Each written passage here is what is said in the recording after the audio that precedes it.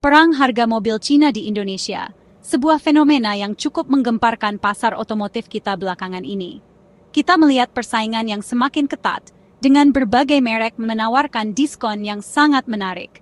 Ini tentu saja menjadi daya tarik tersendiri bagi konsumen, tetapi juga menimbulkan pertanyaan besar di benak para pelaku industri dan pengamat pasar. Apakah strategi perang harga ini benar-benar berhasil dalam jangka panjang? Apakah ini adalah cara yang berkelanjutan untuk membangun merek dan mempertahankan pangsa pasar di tengah persaingan yang semakin sengit?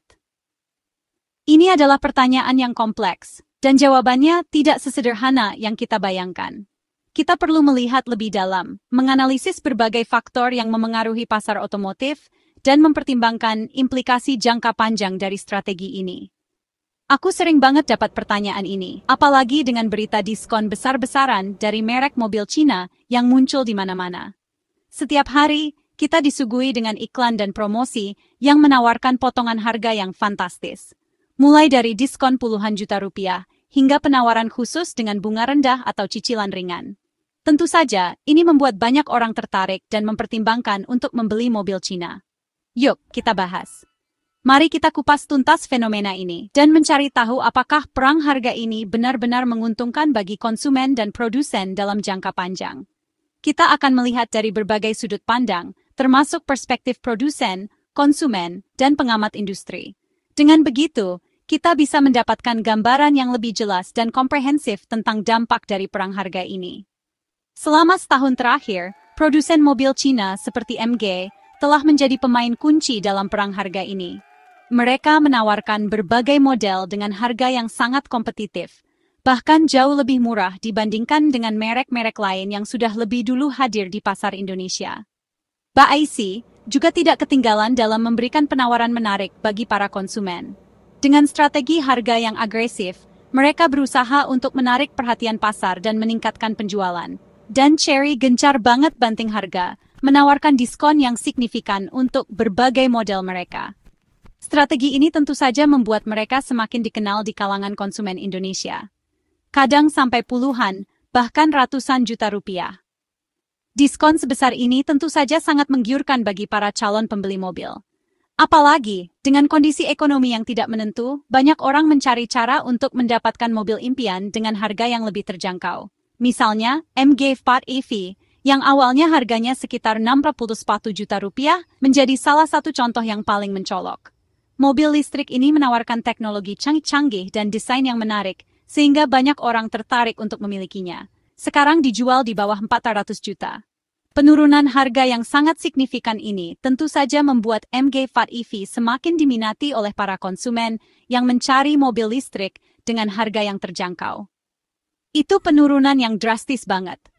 Bayangkan saja, Anda bisa mendapatkan mobil listrik dengan harga yang hampir sama dengan mobil konvensional. Ini tentu saja menjadi daya tarik yang sangat kuat bagi para konsumen yang ingin beralih ke mobil listrik. Sekilas, potongan harga ini kelihatan menggiurkan banget, apalagi kalau kamu lagi cari diskon. Siapa sih yang tidak tertarik dengan harga murah? Apalagi jika Anda sedang mencari mobil baru, tentu saja diskon besar-besaran ini akan menjadi pertimbangan utama. Tapi, ini dia masalahnya. Menurut Doni Saputra dari Suzuki Indonesia, salah satu pemain lama di industri otomotif Indonesia, strategi perang harga ini memiliki risiko tersendiri. Tren banting harga ini bukan strategi yang bagus untuk jangka panjang.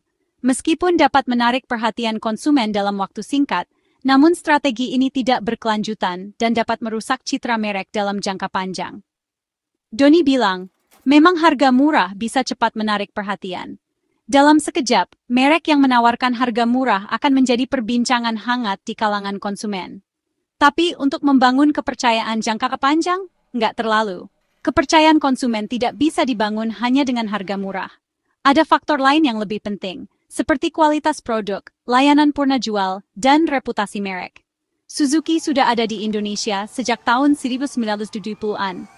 Selama lebih dari 5 dekade, mereka telah membangun reputasi sebagai merek yang terpercaya dan berkualitas. Daripada berlomba-lomba kasih diskon, mereka fokus pada kualitas produk, ketahanan, dan bikin pelanggan mereka senang. Mereka berinvestasi dalam riset dan pengembangan untuk menghasilkan mobil yang berkualitas tinggi dan tahan lama. Selain itu, mereka juga memberikan layanan purna jual yang terbaik untuk memastikan kepuasan pelanggan. Begitulah cara mereka bertahan lebih dari 50 tahun. Dengan fokus pada kualitas, ketahanan, dan kepuasan pelanggan, Suzuki telah berhasil membangun merek yang kuat dan bertahan lama di pasar Indonesia. Dia juga bilang, menurunkan harga terlalu rendah bisa merusak reputasi merek dan bahkan bikin orang mempertanyakan kualitas mobilnya. Konsumen mungkin akan berpikir bahwa ada sesuatu yang salah dengan mobil tersebut, sehingga harganya harus diturunkan secara drastis. Dan jujur aja, kalau dipikir-pikir, ada alasan kenapa beberapa pembeli masih lebih suka merek yang gak cuma ngandelin perang diskon. Mereka mencari mobil yang berkualitas, tahan lama, dan memiliki reputasi yang baik. Tentu saja, program penjualan atau promo sesekali itu normal banget. Semua perusahaan mobil juga begitu. Promo adalah cara yang efektif untuk menarik perhatian konsumen dan meningkatkan penjualan dalam jangka pendek. Tapi kalau banting harga secara permanen, ini adalah strategi yang sangat berbeda dan memiliki risiko yang jauh lebih besar.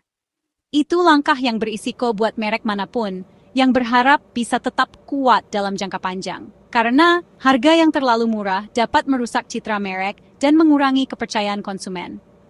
Jadi, kalau kamu lagi cari mobil sekarang, ada baiknya lihat lebih dalam dari sekadar harga. Jangan hanya terpaku pada diskon yang besar, tetapi juga pertimbangkan faktor-faktor lain yang penting.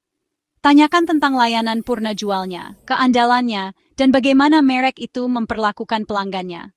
Pastikan bahwa merek tersebut memiliki jaringan layanan purna jual yang luas dan terpercaya, serta memberikan layanan pelanggan yang baik. Kadang, kesepakatan yang lebih baik adalah yang bertahan jauh setelah penjualan selesai. Karena kepuasan pelanggan adalah kunci untuk membangun merek yang kuat dan bertahan lama. Menurut kamu gimana? Apakah harga itu segalanya? Atau kualitas masih penting? Apakah Anda lebih memilih mobil dengan harga murah tetapi kualitasnya diragukan, atau mobil dengan harga yang lebih mahal tetapi kualitasnya terjamin? Beritahu aku di kolom komentar, dan jangan lupa untuk subscribe agar tidak ketinggalan video-video lebih lanjut tentang pasar mobil di Indonesia. Sampai jumpa di video berikutnya.